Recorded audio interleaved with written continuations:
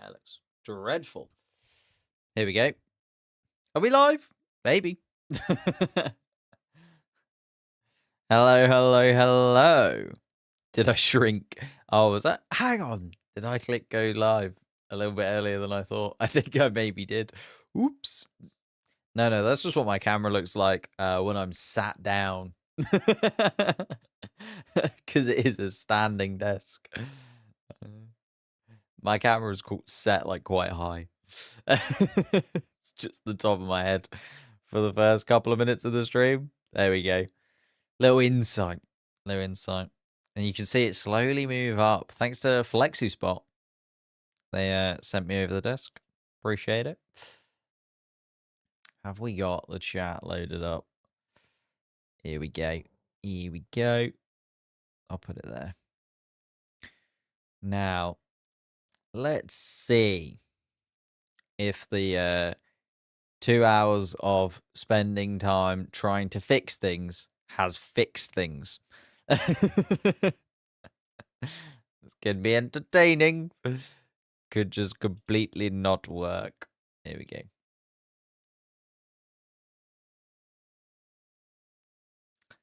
Hilarious to click and just see your forehead. Yeah, apologies. I didn't realize I'd started it seconds earlier. Thought I knew I'd clicked like turn OBS on, but I didn't realize I'd clicked also start the stream. Usually I give it a couple of minutes before I click that second button, because there is a delay on YouTube as well. You get like a little bit of a delay.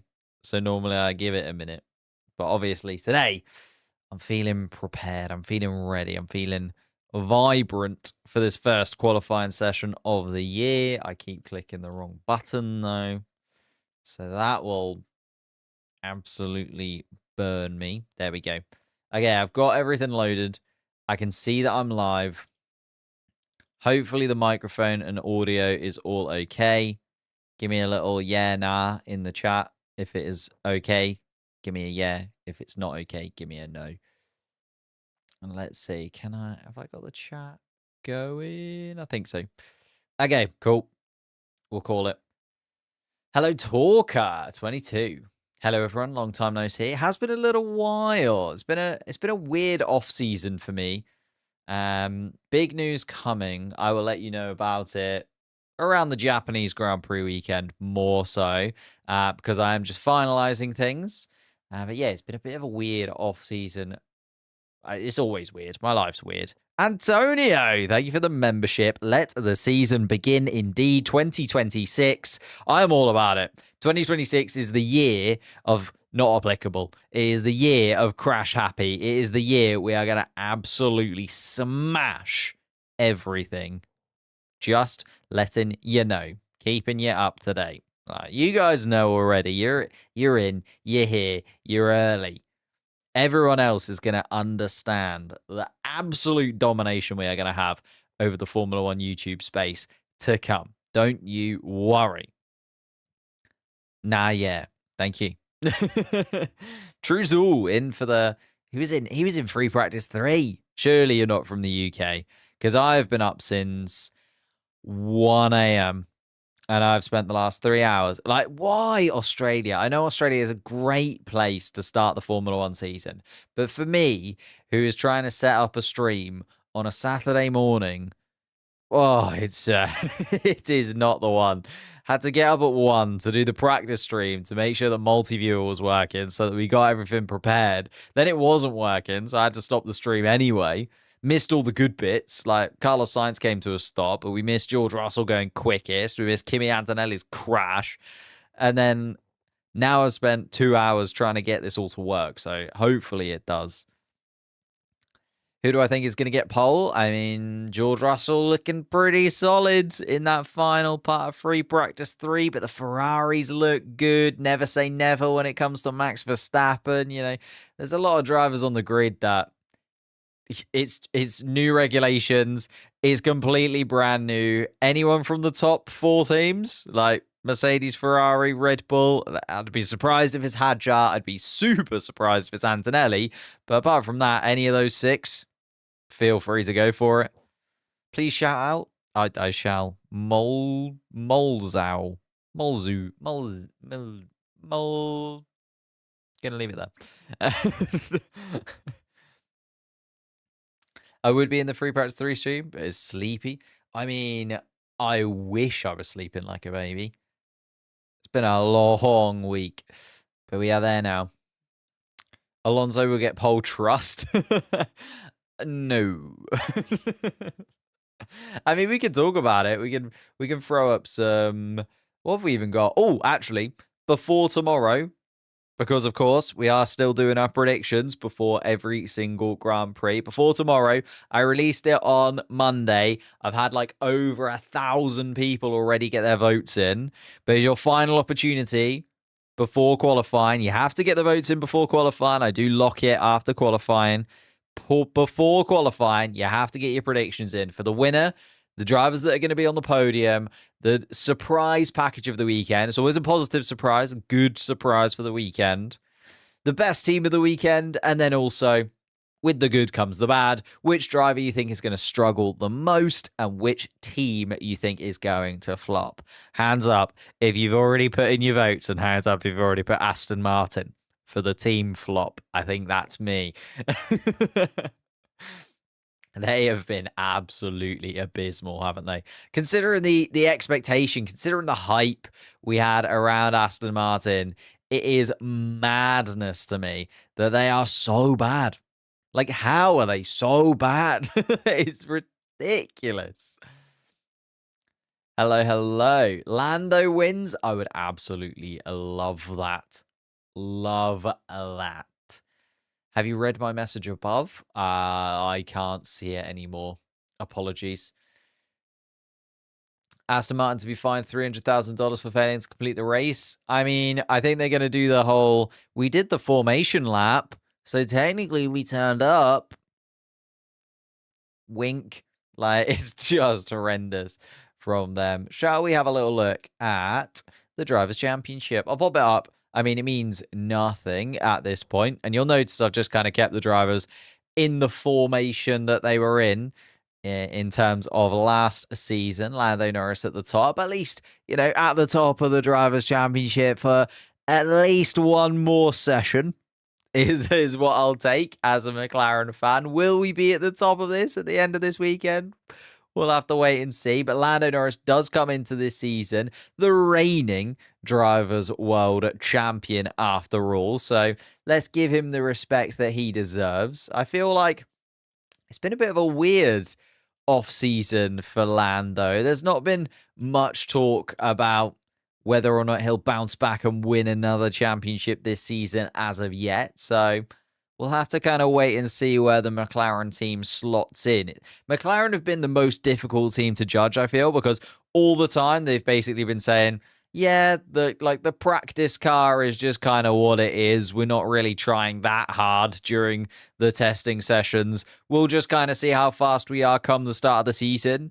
And then they've also said that they're hoping to develop quite a lot throughout the year, mainly more than other teams who have kind of put more resources and maybe front-loaded their resources into the season. A bit like what they did in the last regulation cycle, right? They did not start the season, or they did not start the last regulation cycle in 2022 as the fastest car by any means. They finished behind Alpine in the Constructors' Championship in 2022, which still gives me nightmares, considering they then went on very different trajectories. You look at how the McLaren team started behind Alpine in terms of the Constructors, and then just got better and better and better, then winning back-to-back Constructors' Championships and a Drivers' Championship for good measure, whilst Alpine just did the opposite, started ahead of McLaren in 2022, and then just slowly drifted down to finish P10 in the final season of the 2025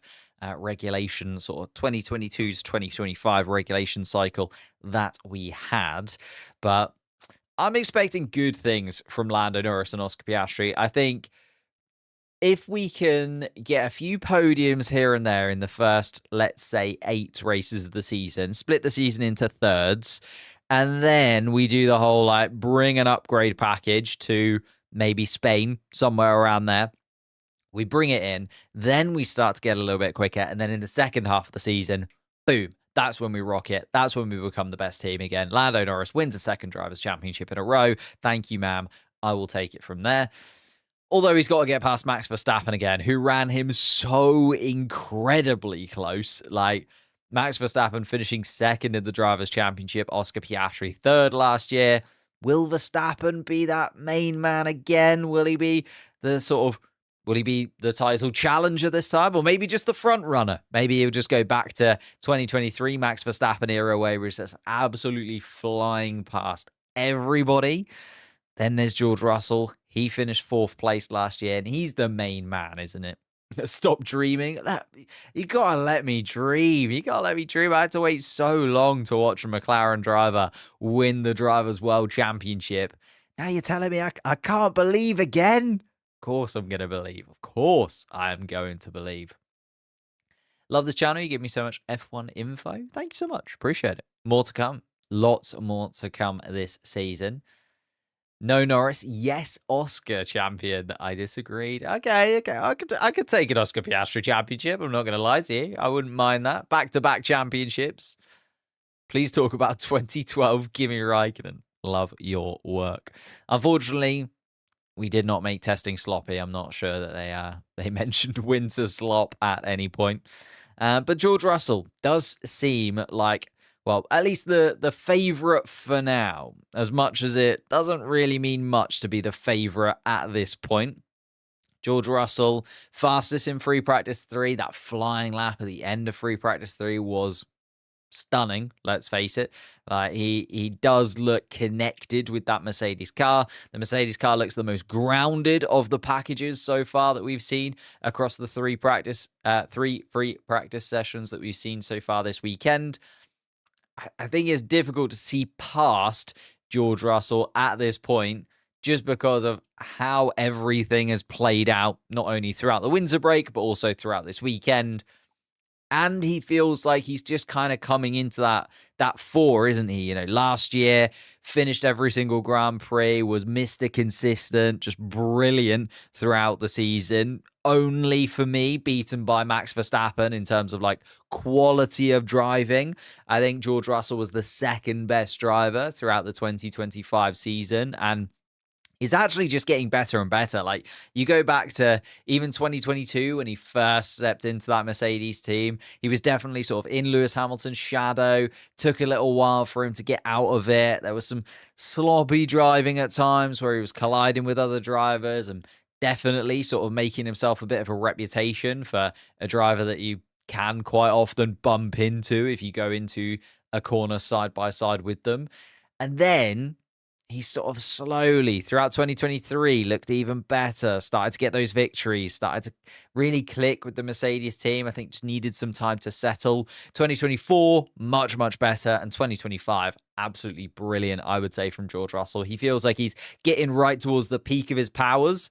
And therefore, if given a championship-worthy car, that's why I just can't see past George Russell. Like, if that Mercedes car is quick, the only driver who's going to get in his way is Max Verstappen, and Max Verstappen is in a different team, and that team needs to be able to match the Mercedes in terms of output. Will Red Bull be able to do that? I'm not so sure. I think it's George Russell's to win if the Mercedes car obviously is the quickest, or even like the second quickest. I could see George Russell being the championship favourite still, because Ferrari are looking, you know, Charles Leclerc finished 5th. Hamilton finished 6th last year. Are Ferrari going to be those guys? Are Ferrari going to be that team? I'm not so sure. Like, it's always, I wish they would be. And like, everybody loves Ferrari. I'm not a Ferrari fan, but I do like to see Ferrari do well. Everybody likes to see Ferrari do well. It's just good for Formula One. And I don't know. I just can't imagine a season where Charles Leclerc isn't miserable I think I've just gotten too used to Charles Leclerc being absolutely miserable at every single possible opportunity. But now Ferrari look great, and Ferrari were like catching the headlines, especially in Bahrain. I remember making that short about like the flipping rear wing and losing my mind. I remember seeing their race starts and the fact that even if Charles Leclerc or Lewis Hamilton can qualify like on the second row of the grid, they might even lead going into turn one here in Australia, because it is quite a big run down towards turn one. And their launches have just been ridiculous. So I want to believe in Ferrari. I want to believe the hype because of all the cool stuff that they've been doing so far this season. But I just can't. This is a part of me. And I think it's because I've been a Formula One fan, like predominantly in an era where Ferrari have always been like this nearly team. You know, I just missed out realistically on the Schumacher era. I was kind of right at the end of it. Even those, couple of years where Fernando Alonso won in Renault, I didn't really watch, if I'm perfectly honest. Like, I really got into Formula One around about the kind of 2008, 2009, where Lewis Hamilton was kind of at the fore. Lewis Hamilton won a championship. So obviously in the UK, that was a massive deal, a British driver winning the world championship. And for McLaren as well, like all of those things intertwined with me becoming a Formula One fan. So I haven't really seen Ferrari be, as I said, anything other than that nearly team, and the team that have put together race wins and consistent podiums and have had brilliant drivers in the shape of Sebastian Vettel, Fernando Alonso, Charles Leclerc, now Lewis Hamilton. Like, they have had some absolutely wonderful drivers, but they've never been able to deliver that championship. And I think there's just part of my mind that's just like, that's what Ferrari do. Like, they'll be pretty good and they'll finish third in the Constructors' Championship. Like, that's just what I'm expecting from Ferrari. And I can't get myself out of that headspace of not expecting it. Like, Ferrari could absolutely dominate this season, and Ferrari could win the World Drivers' Championship and the Constructors' Championship. But until it's done, I don't know if I'm going to actually believe it. Like, until it's actually there and I can see the championship in Ferrari hands, I'm not so sure as of yet. Then we had Kimi Antonelli, who may not be taking part in qualifying. A big shunt for Kimi Antonelli towards the end of free practice 3. He finished 7th in the championship last year, but that Mercedes car is looking a lot quicker. Obviously, second season in the sport. Was going for a qualifying lap at the end of qualifying, and just put that Mercedes car into the barriers. If you haven't seen it, I have made a short on it. Head over, watch that short, because the shorts, whenever I release a short during the Grand Prix weekend, it always flops. So if you could watch it, that would be absolutely amazing. It was a big shunt for Kimi Antonelli. Whether or not he'll be taking part in this qualifying will then also, have a big effect on where he starts tomorrow and what will he be able to achieve in this first race of the season, whether or not he'll be in the championship battle.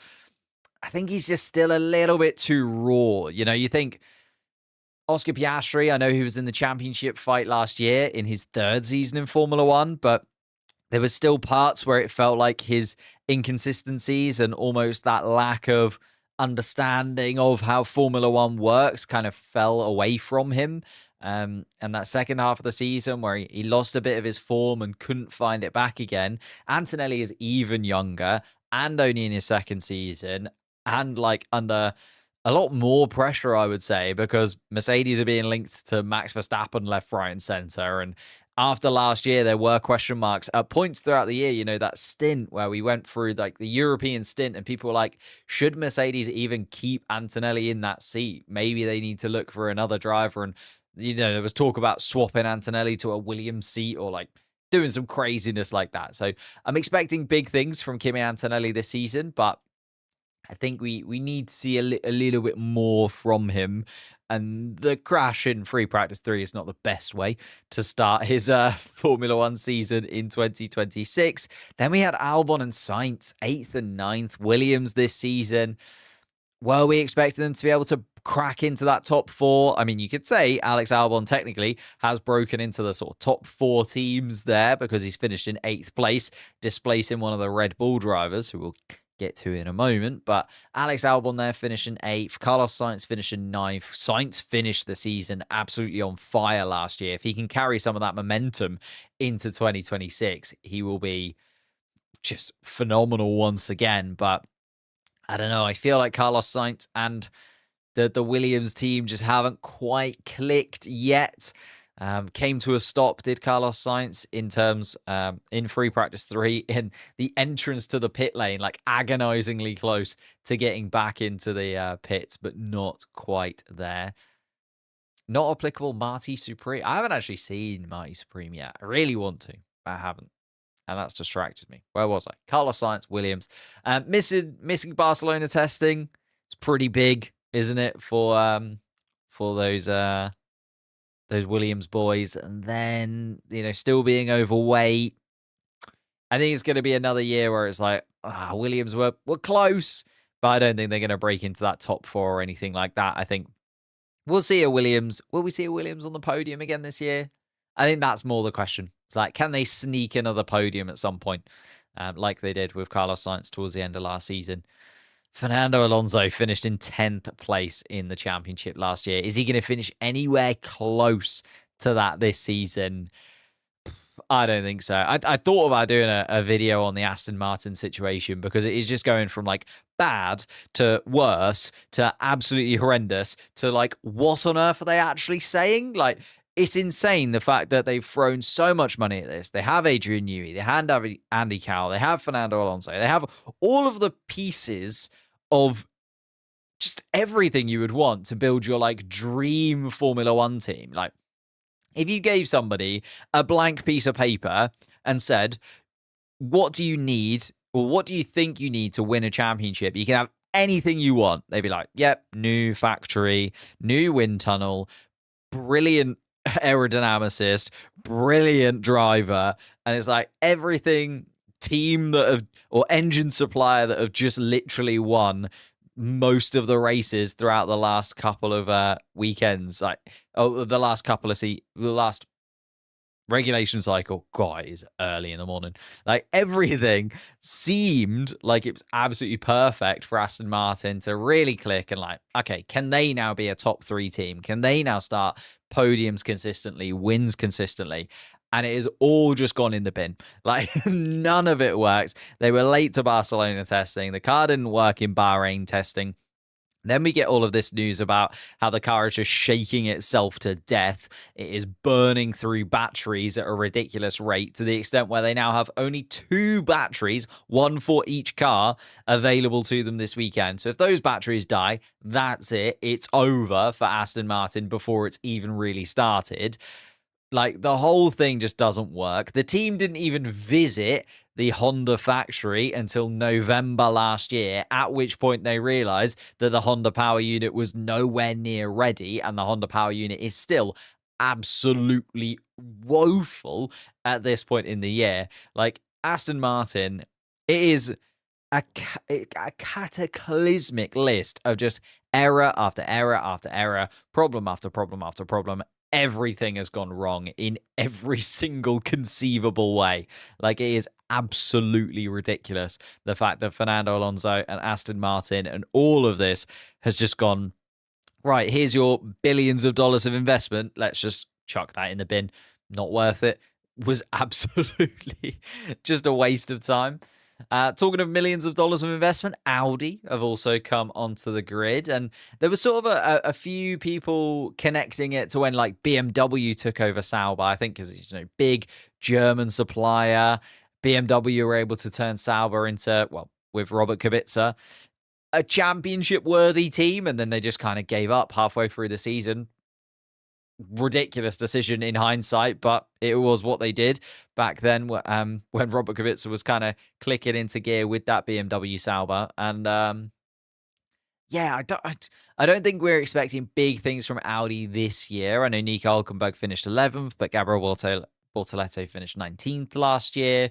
I think they will shuffle in. Like, I don't think they'll be the slowest. I don't think they'll be Cadillac levels of slow. Maybe second slowest. Aston Martin are kind of there right now, so you could then pop them above that. I think Audi are maybe in like 8th place right now in terms of the Constructors' Championship, maybe 9th place in terms of the Constructors' Championship. I think that's where they will kind of sit. But considering Audi have come in and done it the hard way, like I know they're taking all the chassis and elements from Sauber, and they've got obviously Sauber's experience in Formula One to play off with as well. But on the flip side of that, they have made their own engine, their own gearbox. Like they are redesigning the car from the ground up. They're making it an Audi Works car straight off the bat. And that is like a big, big undertaking for a team to do. So like hats off to Audi. And I actually hope they do really well. Like I want to get one of the Audi jumpers. I know I try and wear the McLaren jumper as much as possible. But I do feel like it's like a second team. It's like a midfield choice. You know how much I love Gabriel Bortoleto. Maybe I'm kind of switching allegiances a little bit. I've kind of always been an RB lover. I've always liked the second Red Bull team. I think because when Pierre Gasly there, I was a big fan of Pierre Gasly. I kind of still am, but don't really want to support Alpine, if I'm honest with you. So I feel like Audi are kind of moving into that realm of like second favorite team for me. Just because of Gabriel Bortoleto and because I like how they work. Like I like the fact they've come in, they're doing it the hard way, and they're trying their best. But I also do really love Haas as well. Obviously, Ollie Behrman finished 13th place last year. Ocon finished 15th place. They always start a regulation cycle well, and now they've got the Toyota money. Maybe this season is the season where Haas kind of go, well, actually, they're not the newest team in Formula One anymore, so they can't use that. They are still the smallest team in Formula One in terms of personnel. So Behrman, Ocon, Haas, maybe this is the year, right? We kind of step out of the shadow of being F1's newest team, and we're now an established force on the Formula One grid. Ollie Behrman then carries them.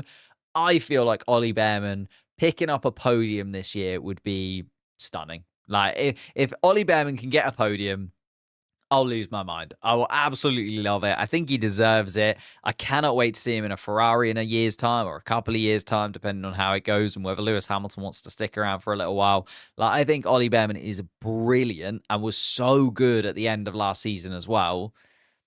I think we're gonna move up in terms of Ollie Behrman's standings in terms of this season.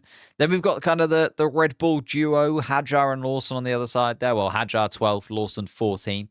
Hadjar now in Red Bull colours. Brilliant stuff from him. Like, was great last season. Deserved that step up, in my opinion. Lawson, still in RB colours. You know, Yuki Tsunoda could have maybe slotted back in there, but they decided to stick with Lawson for now. And Arvid Lindblad joining the team as well. It's difficult to judge where RB are going to be, I think. I could see them sort of slotting in. I think they'll be, quicker than Aston, Cadillac, Audi, at least to begin with. But are they going to be like Haas levels of good? Maybe they'll be in the mix with Haas. Williams, we also don't really know where they're going to shuffle out into. I just never really know, because RB is such a weird establishment because they are the second Red Bull team. We know that they're never going to be able to like really propel themselves forwards. And yes, they have won races in the past under different names, and obviously Gasly's got that win. Vettel won for them all the way back in the day, but like that's kind of it. Then they never really jump that far forward. Oh, hello, Mr. Pulse. Mr. Pulse is in the chat. If you haven't seen Mr. Pulse's stuff, you need to head over. He did a brilliant breakdown, which I'm just stealing lots of the information from at post sort of free practices on Friday, which was great. But thank you, Mr. Pulse, for joining us. But yeah, Lawson, Lindblad, I think they'll shuffle in. If Lawson finished 14th last year, do I think he'll finish any higher than 14th this year? Probably not, if I'm honest. I think it'll be around about the same. Gasly and Colapinto. Gasly, I think, will have a much, much better season. I'm kind of hopeful for Alpine. I think Alpine, they're not top 4. I've said that I think Haas are kind of like the 5th fastest team. I could slot Alpine in a 6th place. I could see Alpine right now being the 6th fastest team overall on the grid. Like coming into this year, I think Gasly, if he can click with the new regulations, is a much better driver than we saw last year, or in terms of like the points total that we saw last year. He got into qualifying 3, 10 times. He got into qualifying 3 way more than a lot of the drivers that are ahead of him in terms of that driver's standings there. I think Gasly is going to have a brilliant season. And I think Alpine, now they've got rid of the Renault engine, which I know is kind of the whole point, really, is the fact that they were the Renault team and then they slightly rebranded because they wanted to try and sell some more Alpine cars. Whether or not that team will still be Alpine in the future, I still think they're sort of shuffling towards selling that team. But then we've been saying this for quite a few years and they're still holding on to it. Like, I thought they might sell to Audi at one point, but Audi ended up going for Sauber instead. I thought they might end up selling to Cadillac, but Cadillac decided to make their own team. Like, I feel like Alpine are just kind of sticking around for the sake of it at this point.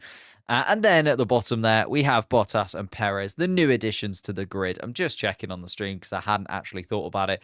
Does Valtteri Bottas fit on the bottom of the screen there? No. Oh, no, he does on the main stream. On the short stream, I've just realized that the driver's standings is too big. There we go. Now you can see Valtteri Bottas and Sergio Perez's little faces. But they are back on the grid. Bottas returns. Obviously, he was sidelined after leaving Stake Sauber and was with Mercedes last year.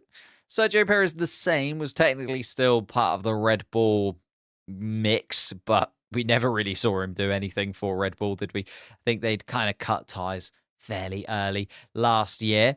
They're back on the grid now, and it's kind of the battle of the number twos, isn't it? So, Valtteri Bottas was the number 2 to Lewis Hamilton when he was winning all of his titles at Mercedes. Sergio Perez was the number 2 to Max Verstappen whilst he was absolutely dominating the beginning of the last regulation cycle that we had in Formula One. Who is going to be the number 1 of the number 2s? I think Colton Herta, although he had an absolutely meh start to his season in Formula 2. I was watching the Formula 2 race earlier on just while setting things up, and it wasn't amazing from Colton Herta considering how much experience he has and moving over from IndyCar, but it was only the first race, and there's still lots of Formula 2 running to come. If they are going to put Colton Herta into that car, though, they've got to move out either Bottas or Perez. Obviously, Perez brings a little bit more money. We've all seen the Kit Kat car, which was brilliant. And then Valtteri Bottas, I think he's a little bit better. I think Valtteri Bottas might beat Sergio Perez in terms of the driver standing this year. I mean, beating Sergio Perez, what does that actually mean?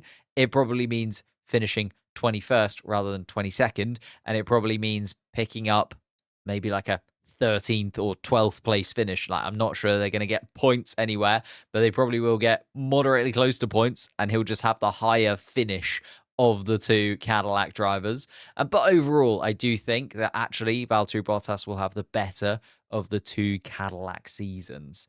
And that rounds out our 22 Formula 1 drivers for this season.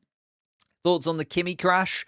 I mean, it was a big shunt, a huge, huge shunt, especially only a few hours before qualifying. I know that the Mercedes team are rapidly trying to put that car back together again, but again, because we're so early on in this regulation cycle and because the cars are so dramatically different to what they were last year, the spares are going to be few and far between. And if they do have to change out things like the gearbox or have to change out any of the battery systems, which I think they might do because it was quite a big shunt and it was the rear end of the car which really took the impact to begin with, because he goes into turn 1, runs a little bit wide, just takes a little bit too much curb as he's making his way through turn 2, maybe gets on the throttle a little bit too much while still on the curb, then sends the rear end of the car spinning around, and from that point, he's just a passenger. The rear end of the car slams into the wall on the outside of turn 2, so much so that it then rebounds off of that and smashes towards the wall on the right-hand side as well. Like, it is crazy to me that is happening. Oh my God, Q1 has started? Oh, my stream was 5 minutes behind. Oops. There you go. I was still just yammering on. Q1 had actually started. I hadn't even seen Q1 started. My stream was 5 minutes behind and I hadn't even noticed. Dear, dear, dear. Thank you for letting me know in the chat. Oh, dude. Imagine. Look, I've been up since 1 a.m. Amazed the chassis survived that shunt? Yeah, me too, actually, to be fair. I'm impressed that it's still, well, I was going to say functioning. It's not a functioning car. At least there's pieces of that car they can still use, to be honest. Can you have a shout out? Of course you can. Arrow Potato Edit. Gabriel Bortoletto goes quickest. Right, let's get into this.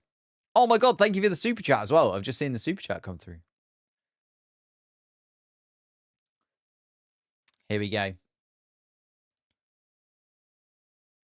Gabriel Bortoletto quickest. Oscar Piastri second fastest at the moment. Lewis Hamilton third. Lindblad is half a second down in fourth spot. I think a lot of teams probably just trying to get a time on the board more than anything else, if I'm honest.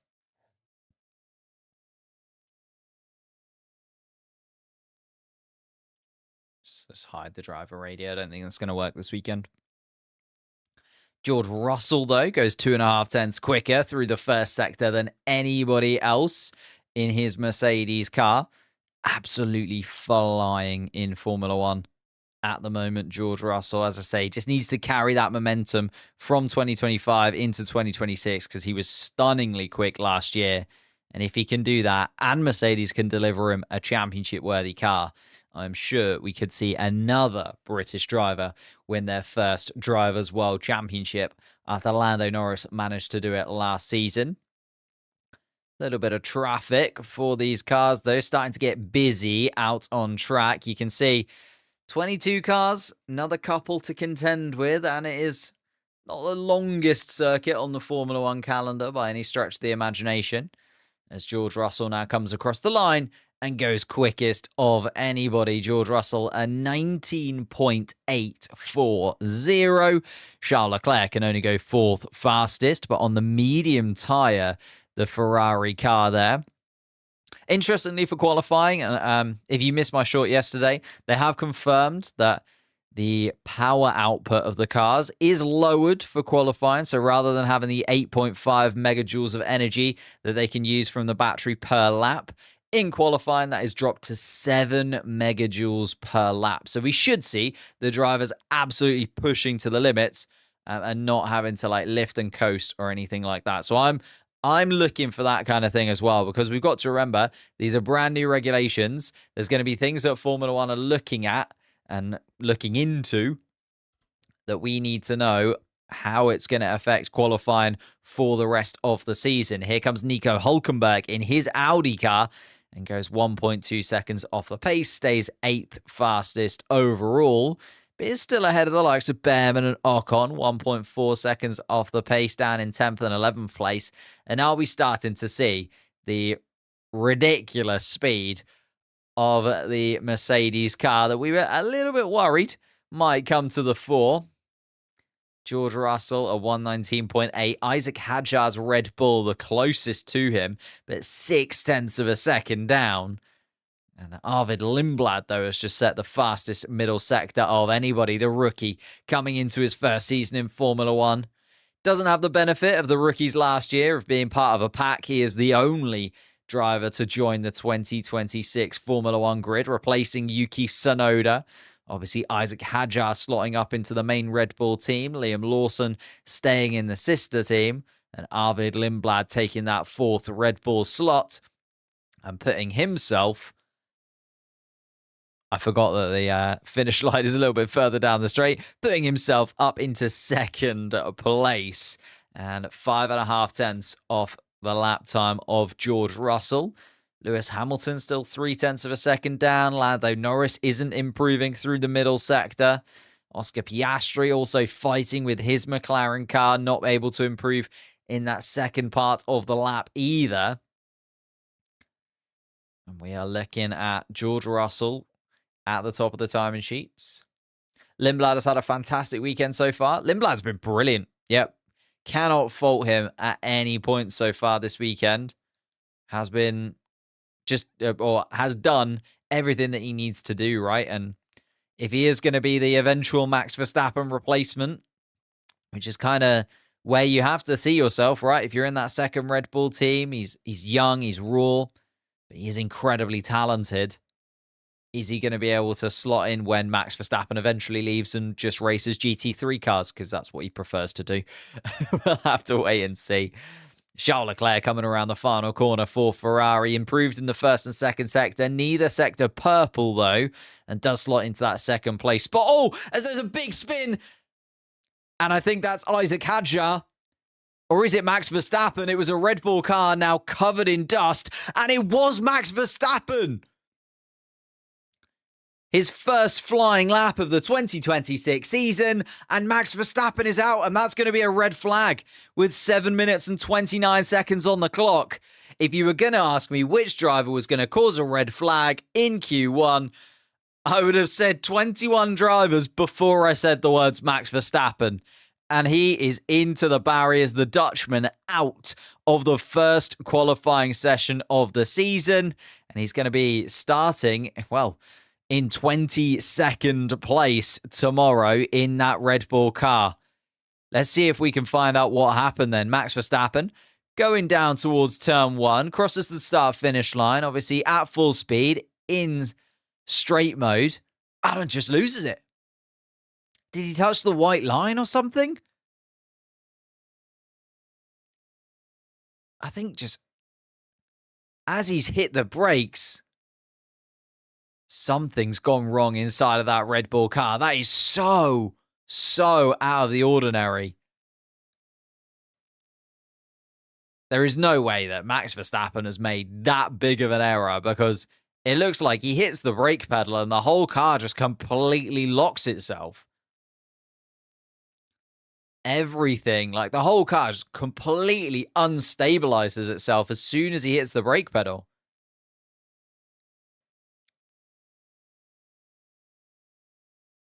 Yeah, locked on the rear axle is what Max Verstappen says over the radio. GP, very nonchalant from GP. Just checking in on Max Verstappen there. Huge shunt into the barriers at turn 1. And Max Verstappen actually looks at his hand as he's jumping out of the car.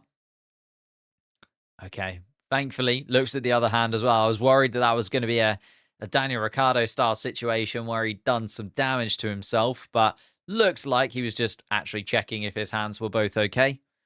Max Verstappen then causes the red flag, 7 minutes, 29 seconds on the clock.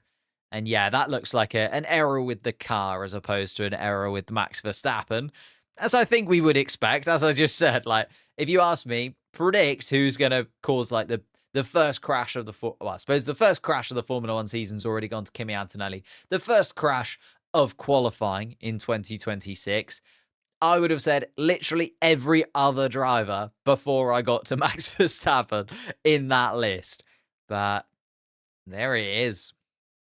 A slow start to the season once again for Max Verstappen. Remember back in 2025, last year, he was not having the best of times in that Red Bull car until sort of got to the summer break and then really clicked into gear. Suddenly found himself in a championship battle once again. Is it going to be the same for Max Verstappen this season? You might remember also right back to the beginning of 2022 when both of the Red Bull cars faltered in Bahrain. So there was a double DNF for them in the first race of the season there. So Max Verstappen starting a new regulation cycle just clearly isn't for him.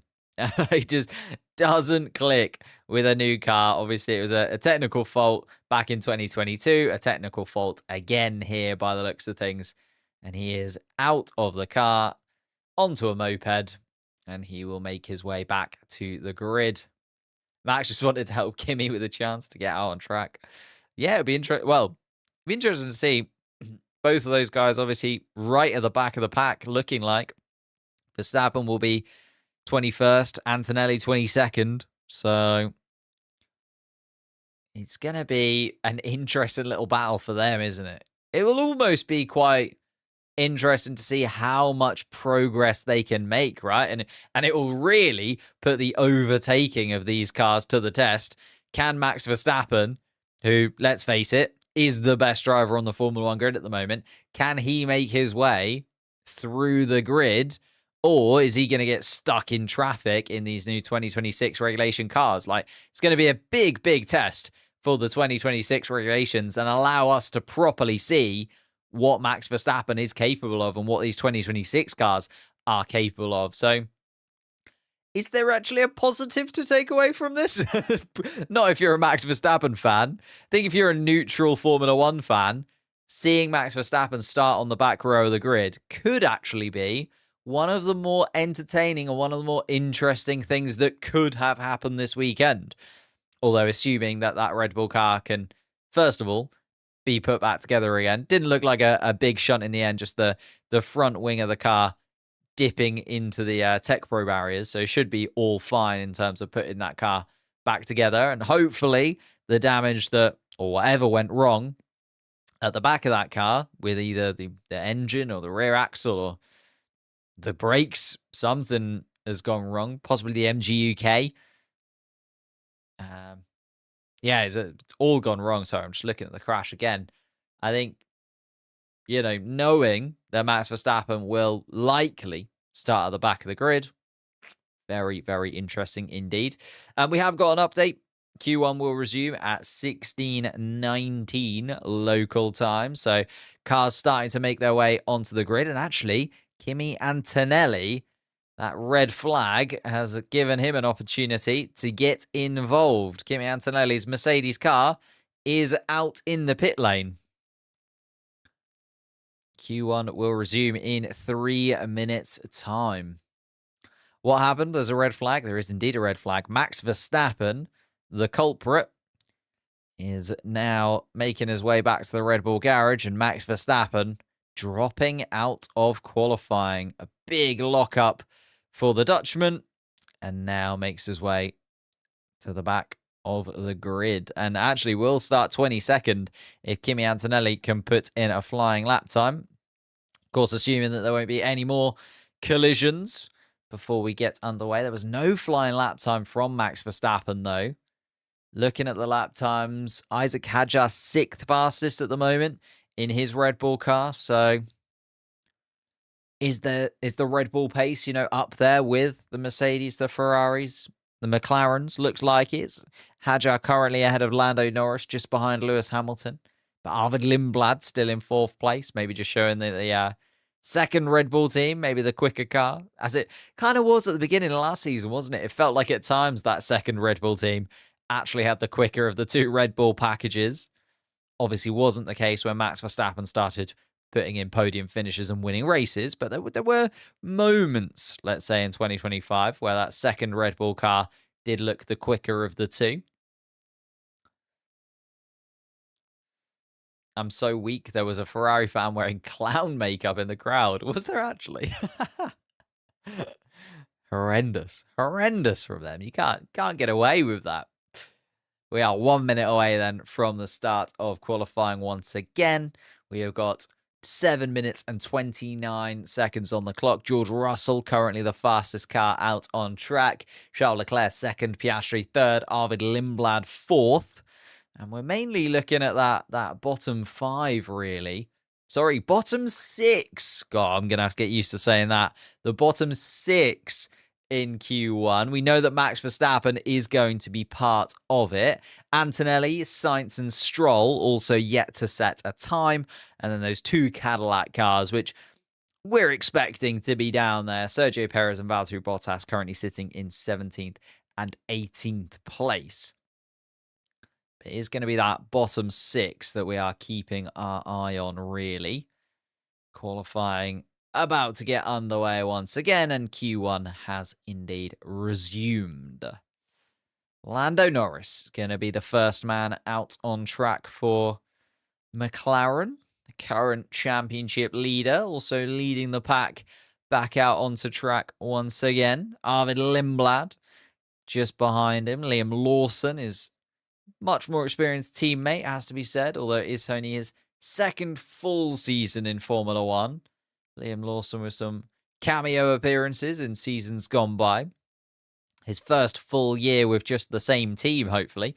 unless he gets the swap back into a Red Bull seat at some point. Started the year with Red Bull last season and then swapped over to RB. Let's hope that he just gets 24 races in one team. I'm sure he'd benefit from that. Oscar Piastri makes his way out as well. George Russell wants another flying lap despite being fastest. Ocon and Behrman making their way out of the pits. We're seeing Alex Albon there too. Hamilton and Leclerc in the pit lane. Kimi Antonelli is indeed there as well. 6 minutes on the clock then. It's going to be busy, this final part of Q1. There's quite a bit of traffic for the drivers to contend with. Lando Norris just coming around the final sector now. He's coming around turn 12. And Carlos Sainz still not coming out on track. Obviously came to a stop at the end of free practice 3, did Carlos Sainz, and there was a big problem with the power unit there of his Williams car. Now looking even worse because he is not running at the moment. So Carlos Sainz likely to join Max Verstappen as 2 drivers yet to set a lap time. Lance Stroll still yet to set a lap time as well.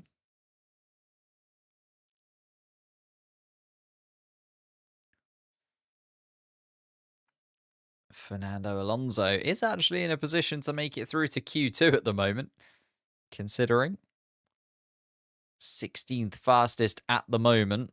But as I say, we haven't yet seen a lap from Antonelli.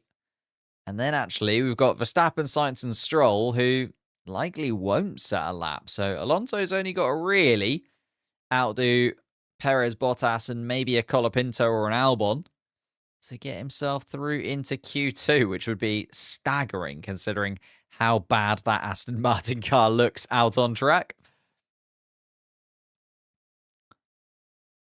Arvid Lindblad did not improve in that first sector or the second sector and is a second down on George Russell's time as he comes through the middle part of the lap. Are we going to see some ridiculous gaps between the best and the rest? Because, my goodness me, it's still a good few tenths of a second between quite a lot of these teams. Ooh, we have got driver radio transcriptions for the first time. Should I pop them up?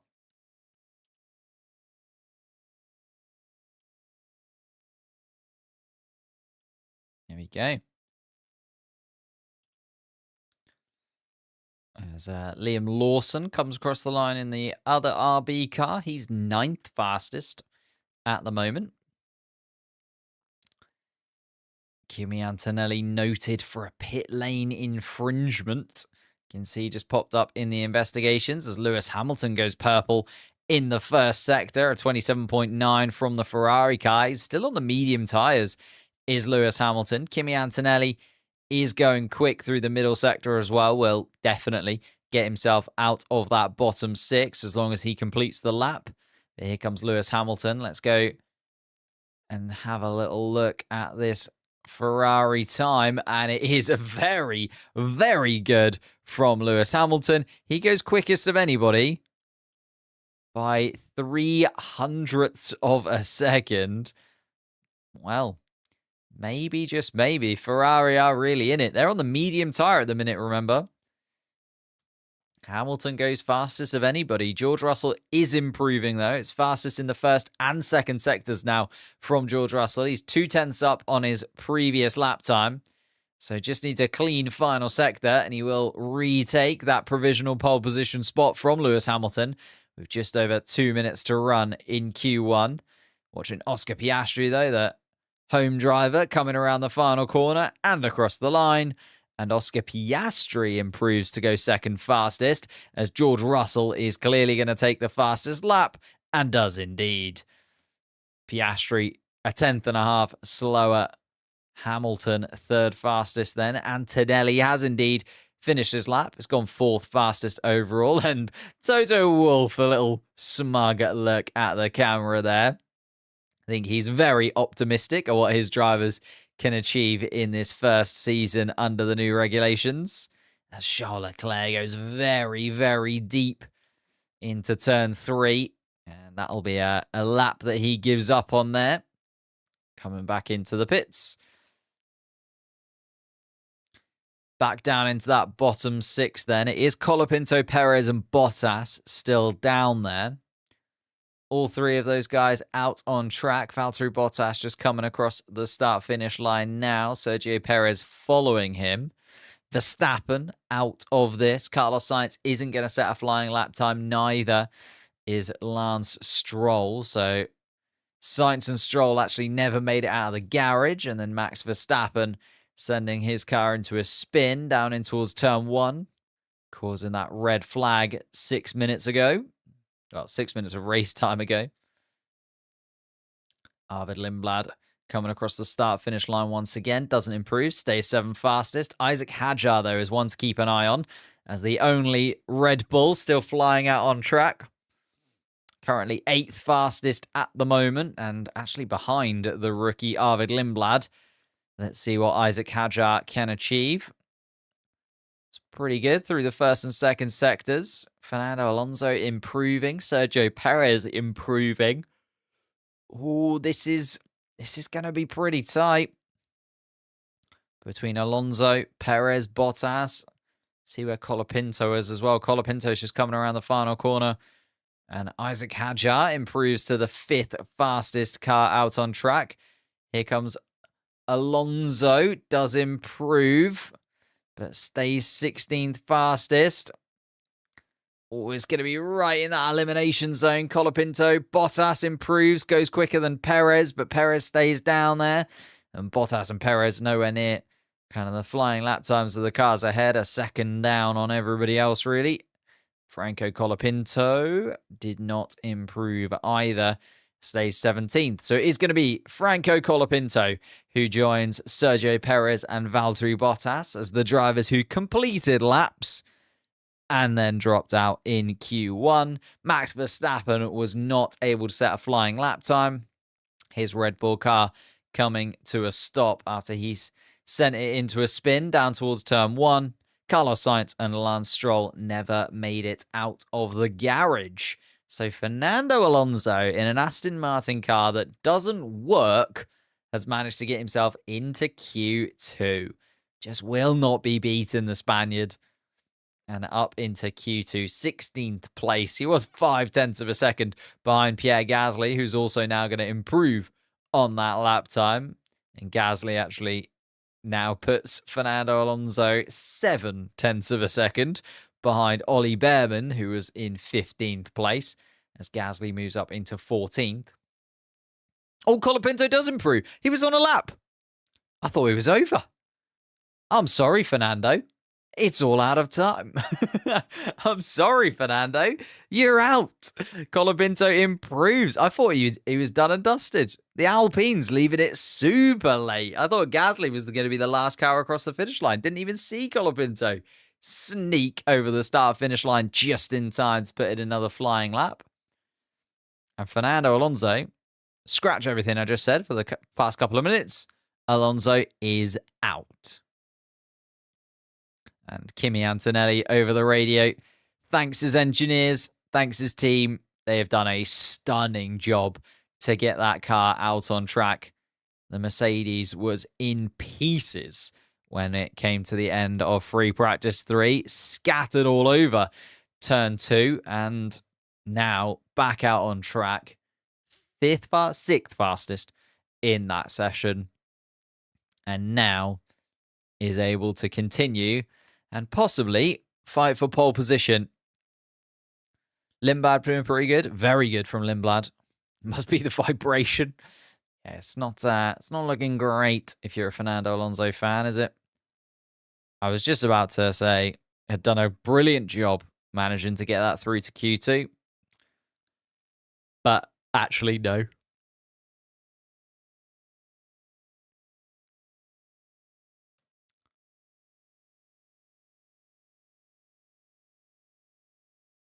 Sergio Perez also sort of congratulating his team, but not in as nice a fashion as Kimi Antonelli, saying obviously it's been a long road to get to this point.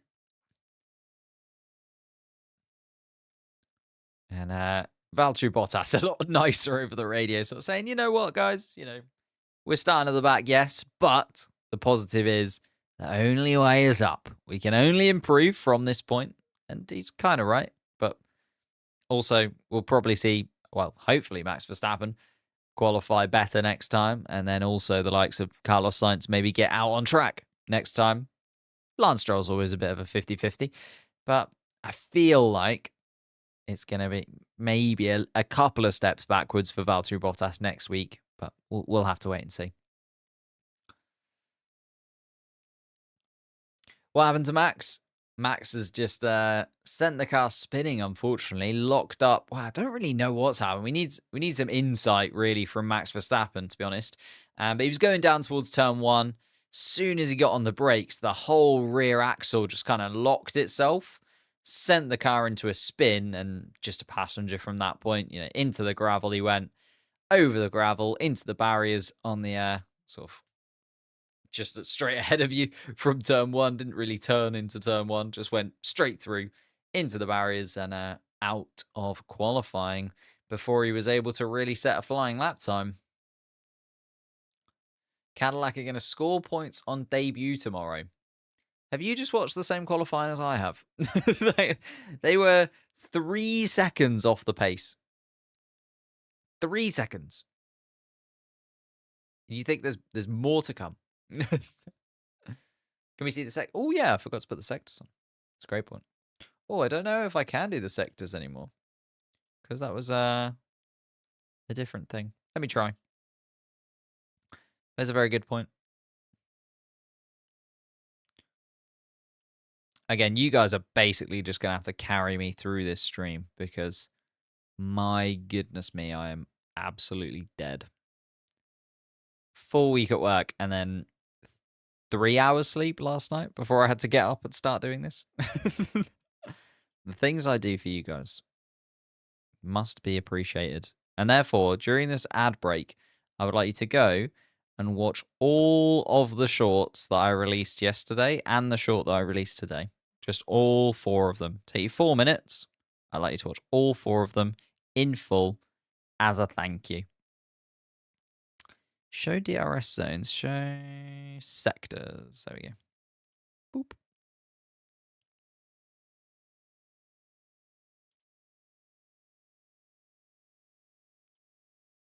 Here we go. You're going to see some SkyPad footage of the Max Verstappen issue.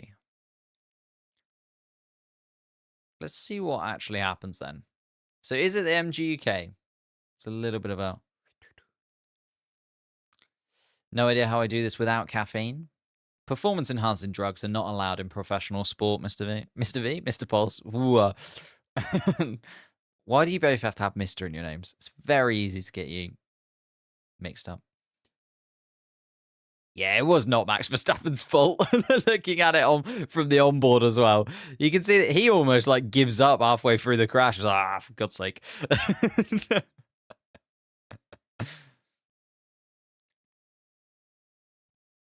Yeah, he's nowhere near the white line or the grass or anything. That was one suspicion that we had.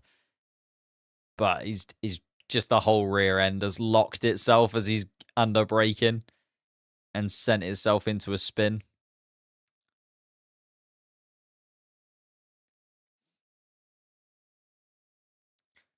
I would have been sleeping if I didn't commit to F1. That's part of being a Formula One fan, Part of being a Formula One fan is also having to be nocturnal at points throughout the year.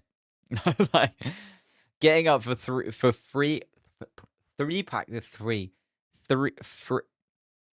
getting up for FP3 this morning was not a happy time for myself.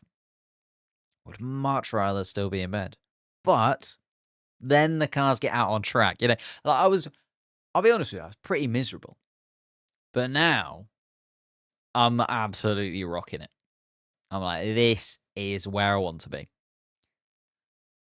As we head into Q2, 15 minutes on the board, 14 minutes and 40 seconds left to run.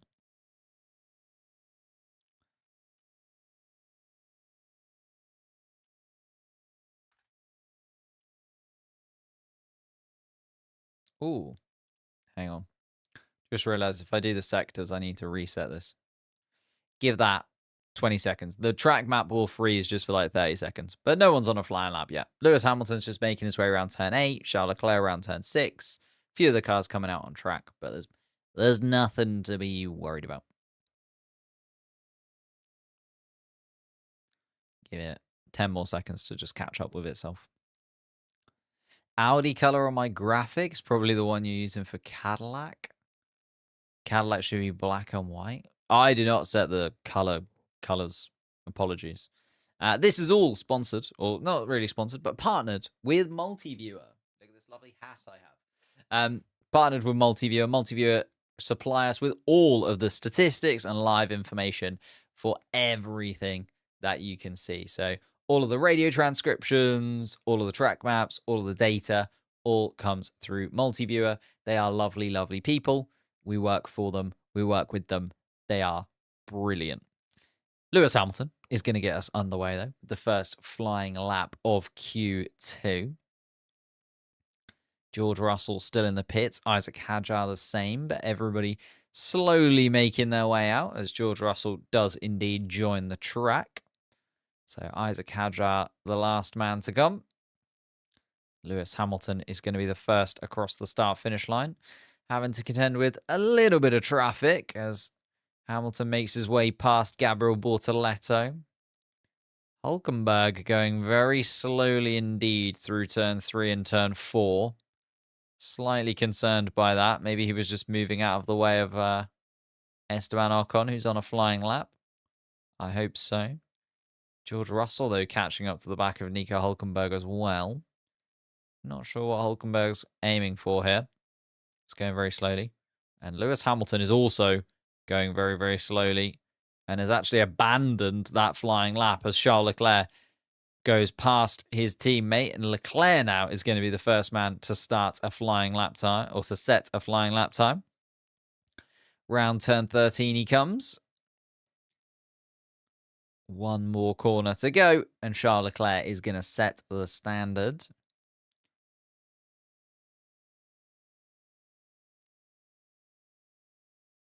And it is a 120 dead from Charles Leclerc. Not bad at all. Lando Norris not going very fast at all. Get some blue flags waved at him. So clearly going to have to let somebody go by. It's a slow car up ahead. It's actually George Russell who's ahead of Lando Norris. Russell now coming down the pit straight is going to start his first flying lap of Q2. He's the man to watch. Fastest last time around. And again, we're looking at that bottom 6. So 11th place down to 16th will drop out in Q2, meaning Q3 will still be a top 10 shootout as it was last season. Pastry for pole, I would love that. Oh, Kimi Antonelli, though, has gone purple through the second sector. The Italian driver, even with that collision with the wall, is not holding back now he's in qualifying. I always think of that, like, Formula 1 drivers, their ability to just shake off a crash is insane. Like Kimi Antonelli, that crash, because the medical car was automatically sent out. So when the drivers crash, they have a little detector inside of the car. And if it's over 25G, the medical car is sent out automatically. So that crash earlier on that Kimi Antonelli had was over 25G, the acceleration that he would have felt in his body. And he's just shaking it off, and now he's setting the fastest lap time of anybody so far in this session, a 119.6. Just insane. Like the mentality that these drivers have that's like, oh, well, I know that I nearly killed myself, but let's just go again. Let's just go and almost kill myself one more time. Here we go then. George Russell round the final corner. Goes fastest. Is an 18.9 from George Russell. 6.5 tenths of a second quicker than his own teammate. The Mercedes cars look like the ones to beat once again as Lando Norris goes third fastest of anybody. Still a second off the lap time of George Russell, though. Arvid Lindblad and Liam Lawson making their way down the pit straight. Lindblad in 4th place. Liam Lawson comes across the start-finish line and goes 6th fastest. So Lindblad actually a couple of tenths quicker than his more experienced teammate. Isaac Hadjar, the remaining Red Bull, coming around the final corner. And Isaac Hadjar goes 3rd fastest of anybody, as Lewis Hamilton also goes fastest in the 1st sector. Hamilton then slow in the 2nd sector. Oh, no, sorry, he's improved in the 2nd sector. Popped up the wrong thing on my timing sheet there, but Hamilton improving.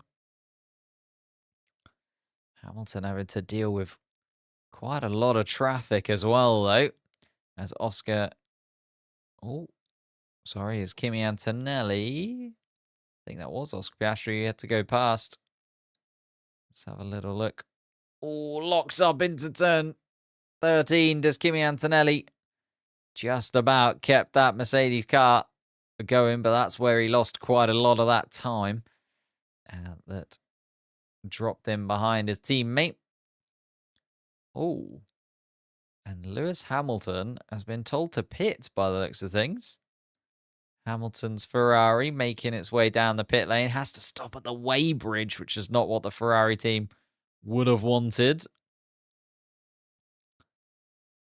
And now has to rejoin, drive down the pit lane, and a swap of tyres possibly for Lewis Hamilton, because he's yet to set a flying lap time.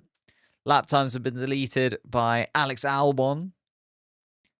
And also a lap time deleted for Lewis Hamilton. So that might have been why he gave up on that lap. But Hamilton, 16th place at the moment for him. No time set. Colapinto and Albon just ahead. Gasly, Behrman, Hulkenberg, the other 3 down in that bottom 6. Bortoletto and Ocon up there in the top 10. Both of the RB cars as well. And then the kind of expected drivers. You got your 2 Mercedes cars. You got your 2 McLaren cars. You got a Isaac Hadjar. Usually it's one Red Bull. It's usually the other Red Bull, though, isn't it? That is in that top 10. But Isaac Hadjar being the one Red Bull that normally makes it through to Q3. That's how 2026, starting as 2025 ended, with one Red Bull in Q3. Then we've got 2 RBs. The RB car's looking much quicker than I was expecting, actually. Like, I hold my hands up. I thought maybe Alpine or Haas would be quicker than the RBs, but RB coming out swinging. Lindblad and Lawson up into the top 10. And then Audi have themselves a driver in the top 10 again. I sort of underestimated Audi a little bit. I was overestimating Haas and Alpine, maybe underestimating RB and Audi, if I'm honest, in terms of where they would sit in terms of the standings at the moment, but still got 6 minutes on the clock. Still got some time to come. And Lewis Hamilton's car is in the garage.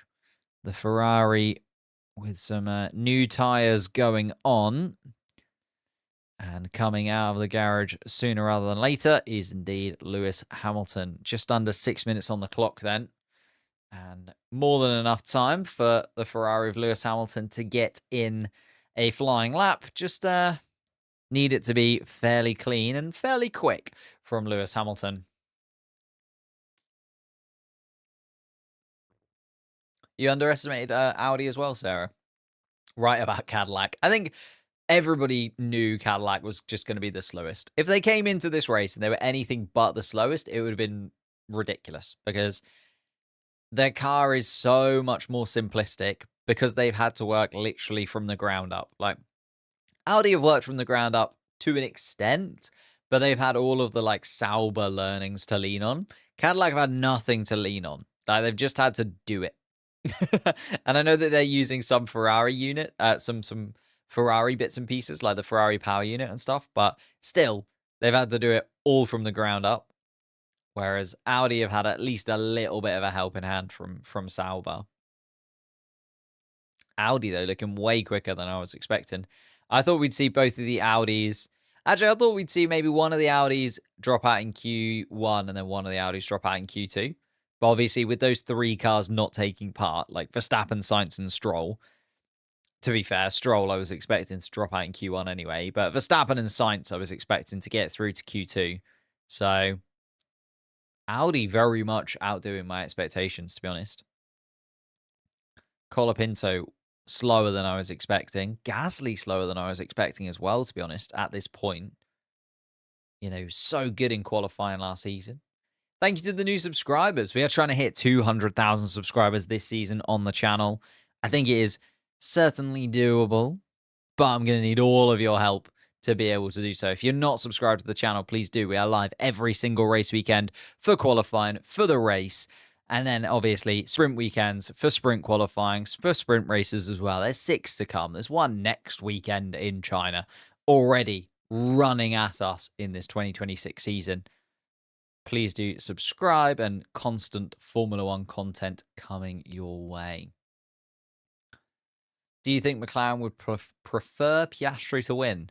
No. I think either driver to win would just be great for them this weekend, to be honest. I don't think they'll have too much of a preference on it. I think obviously a home win for Piastri would be great, but also a win for their Drivers' World Champion in a new season under new regulations would also be great. Nico Hülkenberg then gets himself into 9th spot. We're watching Max Verstappen, who has finally made his way back to the paddock for Red Bull. And Kimi Antonelli not improving through the first and second sectors. George Russell actually fastest of anybody through the first sector on his most recent flying lap, but then a little bit of a scruffy middle part of the lap from George Russell.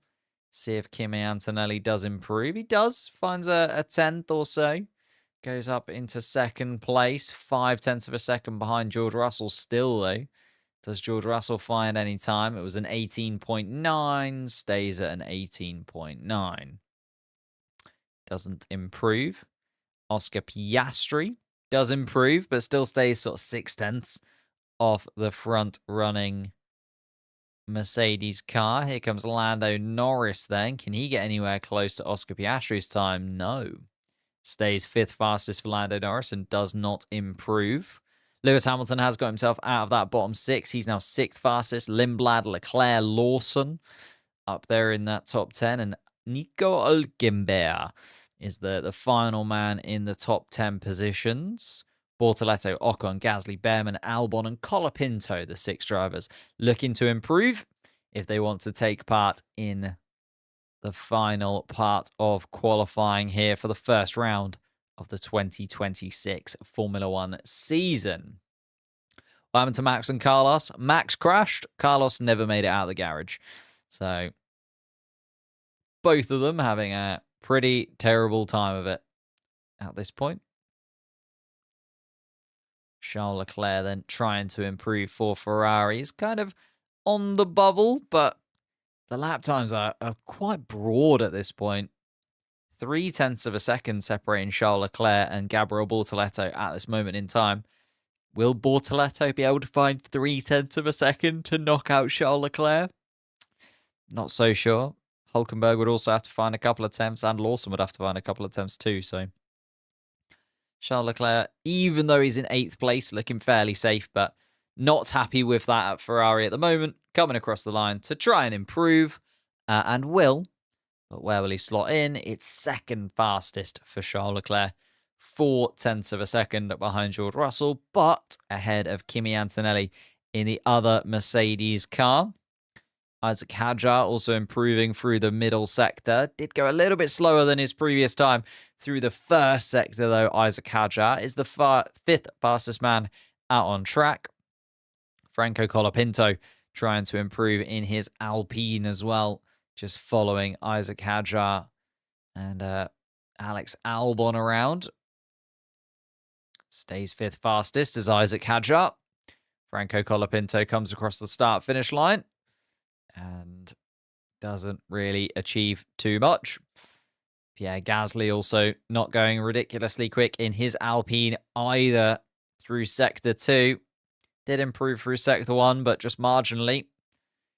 And Gabriel Bortoleto has just improved to put himself into the top 10. And Nico Hülkenberg has already taken the checkered flag. So Hülkenberg is going to be out. So is Alex Albon, who has made his way into the pit lane. Here comes Pierre Gasly then to try and get his Alpine into Q3. Managed it a good few times last season. Doesn't manage it this time around. Behrman and Ocon also in 12th and 13th for Haas. And there you go. It is kind of the usual suspects in terms of the top 7. How we expected. The Mercedes, the Ferraris, the McLarens, a single Red Bull. But then the 3 behind that. Oh, there's Alex Albon. Goes for a little dip into the gravel and across the grass at turn 1. But the 3 behind that inside of the top 10. 2 RB cars, Lindblad and Lawson. I suppose RB do generally start the season quite well. I'm thinking back to Yuki Tsunoda at the beginning of last season. Did have a good couple of races, I should say, before he then got obviously the step up into the main Red Bull team. And obviously Isaac Hadjar did shine more so in the first part of the season, I would say, apart from the crash in Australia, but more so in the first part of the season rather than the second half of the season, you could say, for Isaac Hadjar. So I suppose Racing Bulls do start the season generally a little bit better. But I wasn't expecting that. Or nor was I expecting the Audis to be up there. Sort of RB and Audi outperforming Haas and Alpine was not where I expected them to be. If you flipped them around and you had Bortoleto and Hulkenberg where the Alpines are, and then RB where the Haas's are, that's kind of more what I expected. But that just goes to show that midfield pack, very difficult to call and can swap pretty dramatically depending on circuit to circuit, race to race. And there we are. Gabriel Bortoleto, first Q3 appearance of the season. He joins Arvid Lindblad in his first Q3 appearance ever. It's his rookie debut race. And he's already made his way into Q3. Stunning from Arvid Lindblad. Hasn't really put a foot wrong this weekend yet. Let's hope that I don't jinx it. But hasn't really put a foot wrong yet this weekend as Arvid Lindblad. And then we have just ahead of him, Liam Lawson. Oh, no, sorry. Liam Lawson's behind Lindblad. Lindblad actually out-qualifying Liam Lawson. 9th place for Lawson then. And it's Hamilton, Norris, Hadjar, Piastri, Antonelli, Leclerc, Russell in that order. George Russell still the man to beat. Bortoleto out of qualifying. What happened to Bortoleto? Lap time deleted? Did I miss it? Mine is saying that Bortoleto made it through. What happened to Bortoleto? Broken down before entering the pit lane. Oh, no. As if my Sky Sports has cut to a ad break, so I haven't seen that. Ah, that is so gutting for Bortoleto.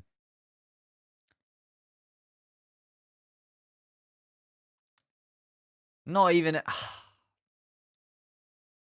I was praising Audi so much. I was praising Audi. They've done so well. And then a reliability issue puts it to the end. I think this is the other thing we have to watch out for tomorrow, right? That we haven't really talked about. As much as this qualifying matters, it might not matter that much because some of these cars are not going to make it through 58 laps of racing. I mean, a lot of these cars are not going to make it through 58 laps of racing. I think it's going to be a bit of a bloodbath tomorrow in terms of DNFs. So Gabriel Bortoleto now on the list of cars that have had problems this weekend.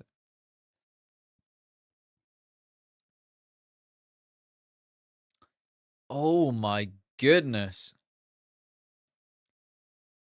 Gabriel Bortoleto trying his absolute best to get it down into the pits. Super slow moving. Liam Lawson actually trying to make his way past, but letting Bortoleto just kind of inch ahead of him. And then Lindblad gets very close.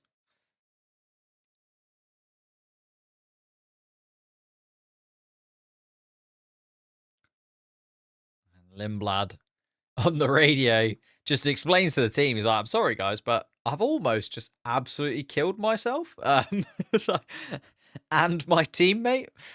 Luckily, they haven't. And Bortoleto has indeed come to a stop. So we'll have to wait and see what kind of issue start of Q3 will be delayed slightly then as they move Gabriel Bortoletto's car away from the entry of the pit lane.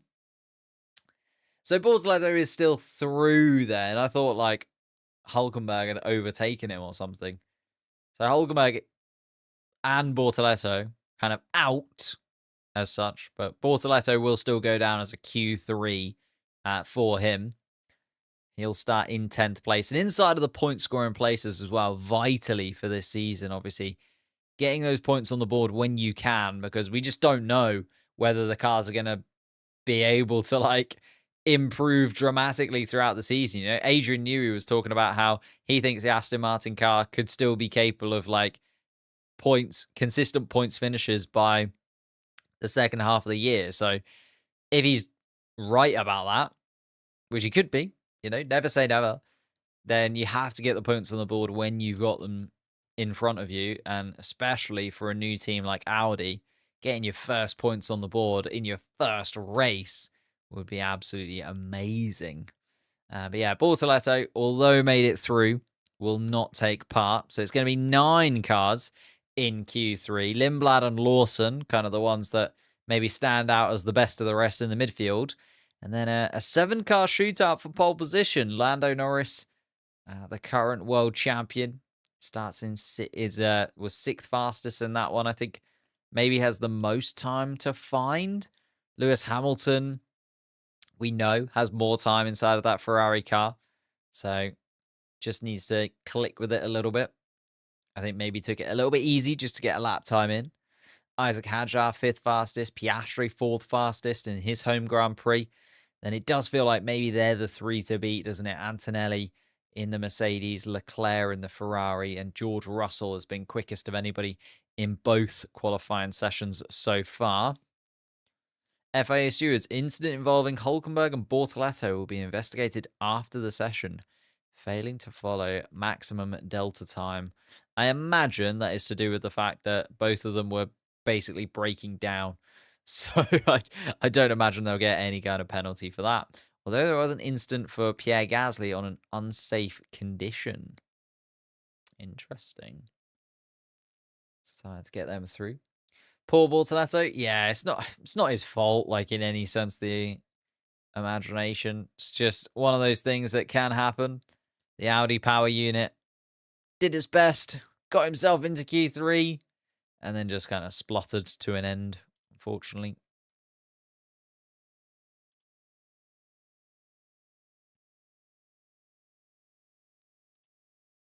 Hadjar and Arvid doing great. Yeah, very true.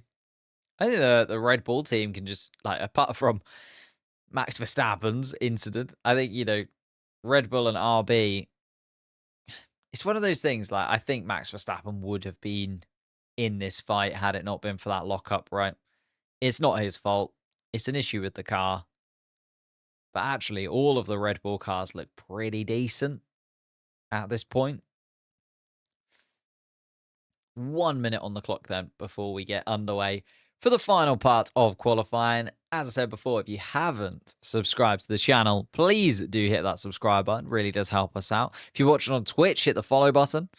And then if you are watching on YouTube Shorts, you can also hit that subscribe button as well. Trying to get to 200,000 subscribers by the end of the year. And, you know, whilst we're sort of waiting for a minute or so, why not check out one of the shorts from this weekend? Been shorts left, right, and center from me recently because there's just been so much going around.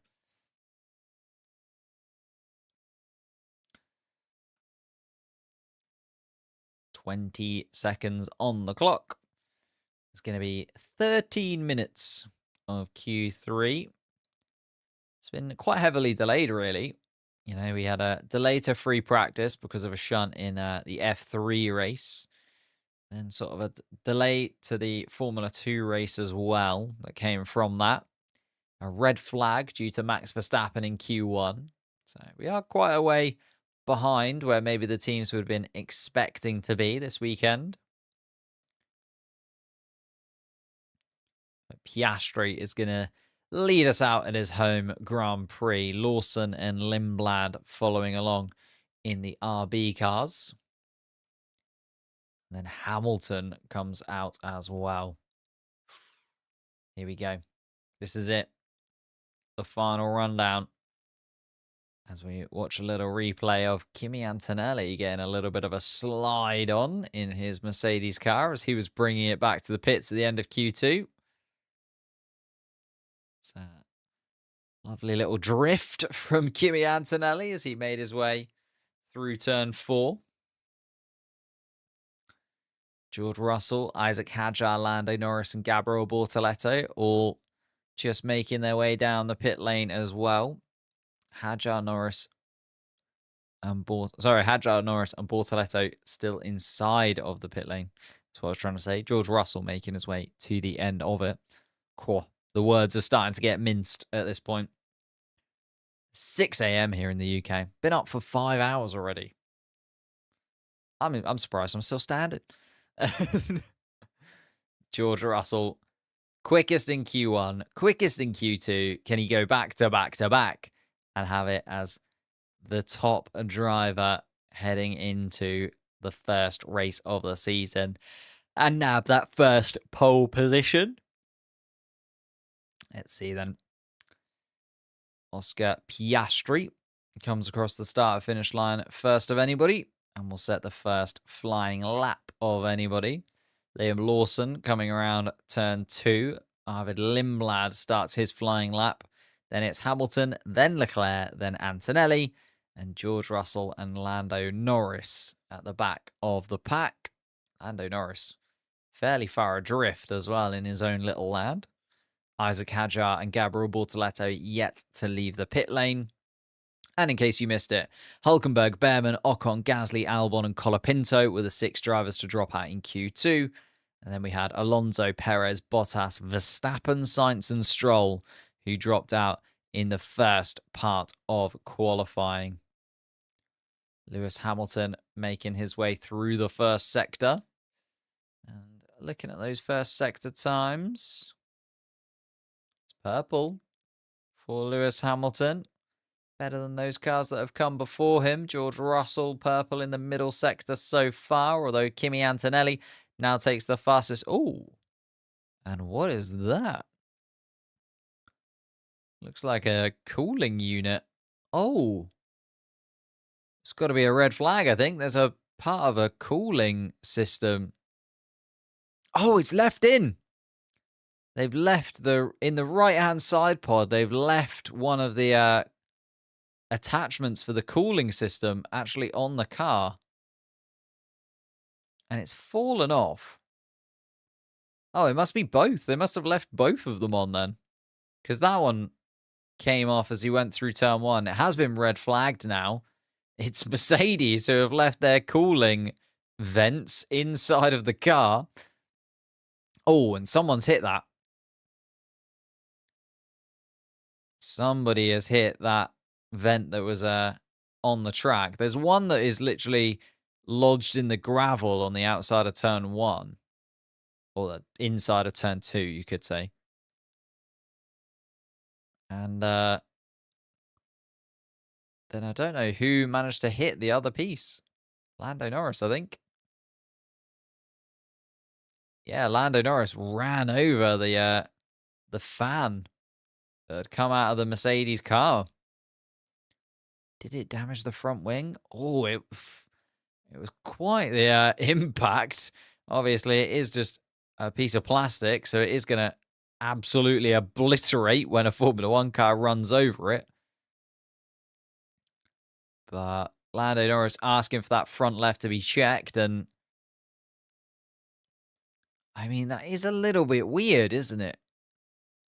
I suppose there's one on either side, so the one on the left ended up in the gravel is on the left-hand side, and then the one on the right maybe came out as they were going around, but Piastri, the only driver to set a flying lap, it's a 1:30 dead from Oscar Piastri, and then a red flag for the session, and I'm sure that somebody is going to get very, very told off at Mercedes, and there does seem to actually be maybe a little bit of a little nick on the front wing of Lando Norris's car, right on the left edge, where it would have come into contact with that piece of plastic. The McLaren engineers now making their way around to that part of the car and having a little look at it. But yeah, it's part of the cooling fans. So you'll see even on the McLaren car right now, those fans that go on into the car just keep the car cool while it's inside of the garage. Otherwise, the engine would overheat whilst it's stationary and inside. Because you've got to remember, the engine is used to being out on track and is designed to work out on track where air is flowing past it all of the time at incredibly high speeds. So they kind of, even when they get the car in the garage, they put those fans in to just make sure the air is continually flowing over the engine still and kind of cooling it down and keeping it at working temperature. And basically what's happened at Mercedes is Kimi Antonelli has come out of the garage with those fans, or at least part of the fans, still attached to the car. Like it's inside of both of the side pods. Whether it's done any damage to the Mercedes, that has a little bit been able to make its way through the side pod in any way into the Mercedes car, we'll have to wait and see. But part of it has made its way onto the track and has then been obliterated by Lando Norris's McLaren car. And there is Kimi Antonelli's car. Oh, and it must have been just the right-hand AirPod then, because they've got the cooler in the left-hand AirPod, but no cooler in the other side. And it's because they left part of it in the car and maybe don't have a replacement to hand. That is... just feels very silly. Just feels very silly from Mercedes. That's classic Formula One, isn't it? Like that is peak Formula One ridiculousness. It comes off and actually bounces off the wall. Spins its way onto the track. And then Lando Norris just comes along in his McLaren and bang, hits it with the front left tyre. And that is all she wrote for that piece. Hopefully Mercedes, have got a spare, because they're not putting that one back together again anytime soon. That is absolutely obliterated. And we are having a second red flag of the afternoon. And race control have said that we will resume at 17:10. So that is in 3 minutes' time. And they are now investigating that. Kimi Antonelli. Let's see what they've put under the investigations. Unsafe condition is what they have called that. The investigation that they are doing on Kimi Antonelli. Interesting that Lewis Hamilton's got so many track limits violations. Actually, 2 of them came on the same lap, so maybe that was just an abandoned lap and he was getting out of the way of everybody else. And Isaac Hadjar being told on the radio that he has got a great banker in terms of the outlap. Treat this as your banker. Oh, sorry. Treat this as your banker. Not a great. Treat this as your banker or get one more run. So some of the teams maybe just opting to, especially because they've, lost 4 minutes there effectively. Maybe just needing to get a lap time on the board.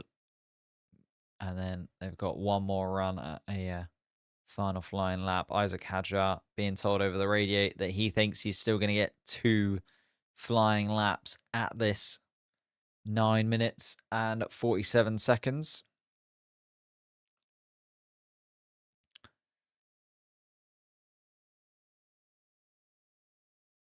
And they are actually taking bits and pieces of that McLaren car apart and now taping part of that front wing back together again. So there was some damage done to the McLaren car of Lando Norris, and the engineers in McLaren are working incredibly quickly to try and get that car back out on track once again in the same condition, or at least similar condition to what they sent it out the first time. But you don't really want to be doing duct taping of your front wing with 40 seconds to run until you have to be out on track for the final part of qualifying. And it'll be interesting to see what that does to any kind of balance and if Lando Norris can feel any difference.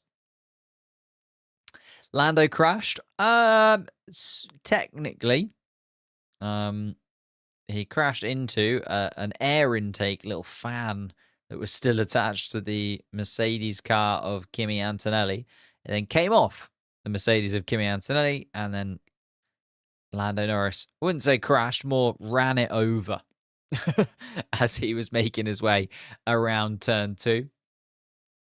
And Q3 then, back underway. The green light comes on, and it's Antonelli, the man who caused all of this, back out on track first and foremost. George Russell, his teammate behind. Isaac Hadjar third in the queue. Piastri, the only man yet to set a flying lap time, is next then.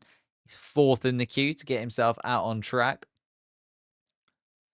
And then the Ferraris of Hamilton and Leclerc also making their way out. Lando Norris has indeed, well, they've put some tape on the McLaren's front wing, so let's wait and see what kind of lap times Lando Norris can come up with.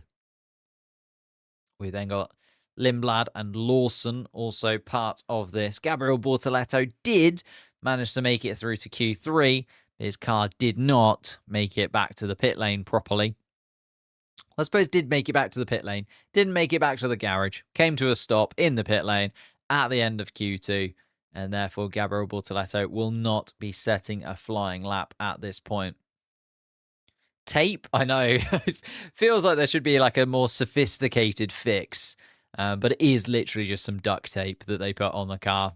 Sometimes the best cure is the easiest cure, you know? Just because something's simple doesn't mean it can't also be effective. And they have indeed taped up the front wing of that McLaren car. And here we go then. Kimi Antonelli is going to get us underway for this second round of Q3 qualifying. A red flag coming from an air intake that was attached to the Mercedes car. They're being run over by Lando Norris. They quickly got their brushes out, and that's been swept away. And then Kimi Antonelli goes way too deep into turn 3. And that's not going to be a lap time worth talking about from him. George Russell, his teammate behind, manages to get through turn 3 in a lot more of a expected fashion. George Russell through the first sector then, quicker than Oscar Piastri's previous lap time.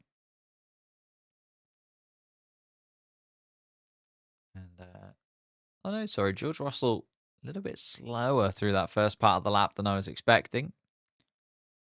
Antonelli moving out of the way of his teammate. And George Russell, quickest of anybody through the middle part of the lap.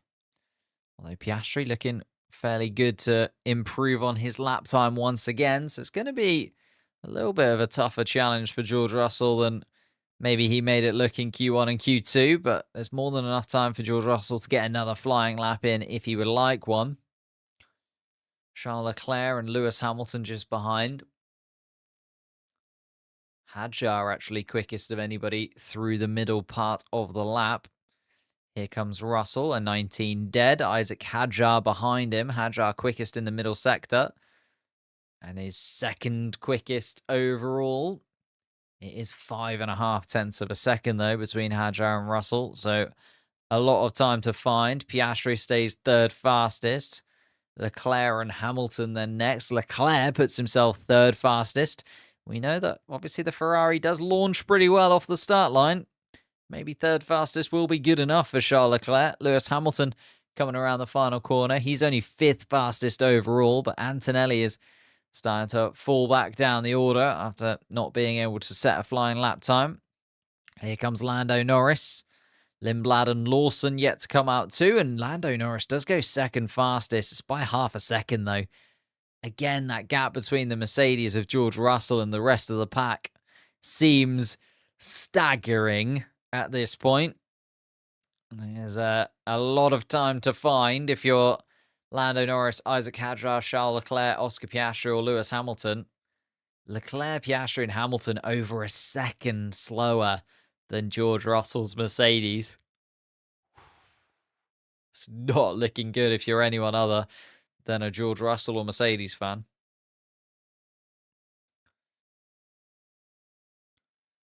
Kimi Antonelli, that mistake again down towards turn 3, locks that front right tyre and just can't get the rotation out of the car before sending it into the gravel on the opposite side of the track.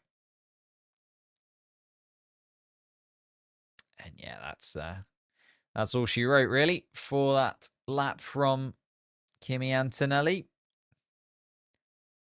Managed to put that car back together again after a big shunt 13 minutes from the end of free practice 3 earlier on to today. Lando Norris then making his way back into the pits, and that is going to be everybody back in the pit lane and no cars out on track for the moment. Isaac Hadjar getting a fresh set of rubber on his car. Kimi Antonelli deciding to get out there sooner rather than later. Again, Lindblad and Lawson yet to set a lap time as well. Lindblad coming out now. Lawson's going to join him. So it's going to be Antonelli, Lindblad, and then Lawson with 3 minutes and 55 seconds left to run. Now down to 3:40.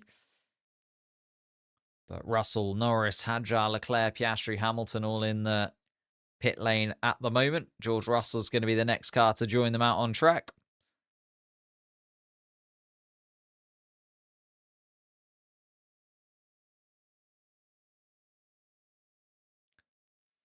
Antonelli, Lindblad, Lawson, and Russell out on track.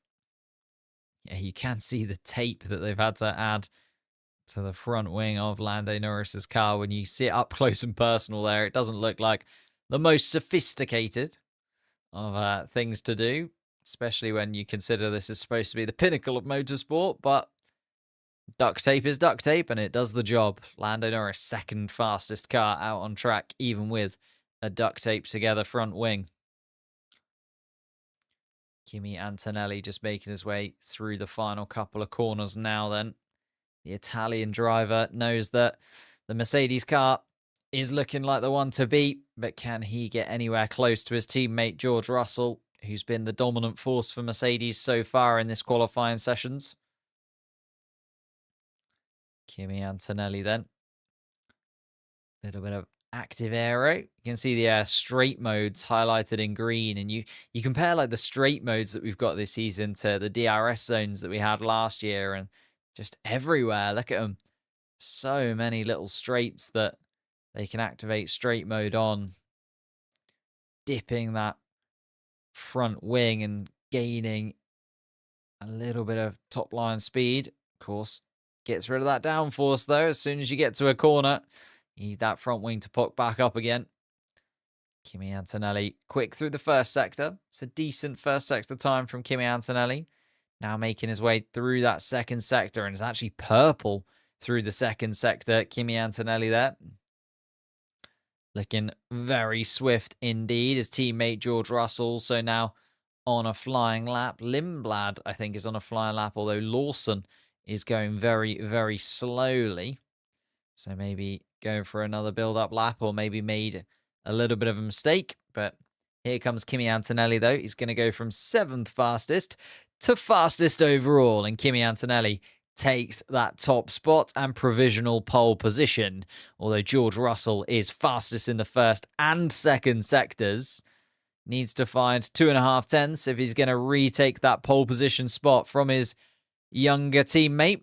And George Russell absolutely going for it. Pedal to the floor in George Russell's car as he comes around turn 13 and 14. He's going to come across the start-finish line. Let's see what the standard is from George Russell. It's a 118.5 from George Russell. Wow. I'm not sure anyone's going to get close to that, if I'm honest with you.